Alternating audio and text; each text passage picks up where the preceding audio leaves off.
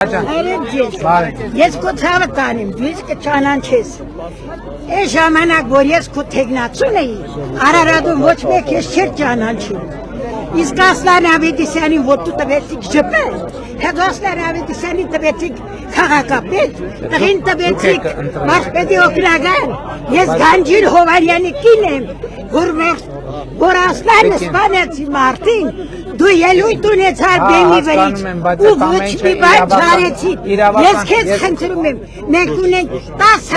10 ընտրող ունեմ իմ տան մեջ, ես քեզ հարգում էի, սիրում էի, 10 ընտրողից ոչ մեկ չի դրի քեզի, որովհետև դու Ասլանին տեղ տվիր, Ասլանը սպանեցի մարդին։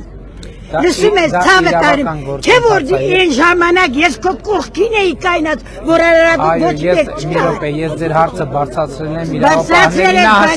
իրավապահները քննել են, ես չեմ կարող մտնել քրեական գործերի մեջ։ Ինձ ասում է, այո, ես եմ սպանել։ Ես ձեզ ցավակցում եմ, բայց չեմ կարող։ Ինձ ասում է, ես եմ սպանել, բայց մի կայն ասում է, թե ես քեզ դատի կտամ։ Ես ցավակցում եմ։ Լսի, կներես, 1,500,000 ինձանից փողով պահանջում ես մարդը, որ ես ապօրցուցել է, որ ես 1,500,000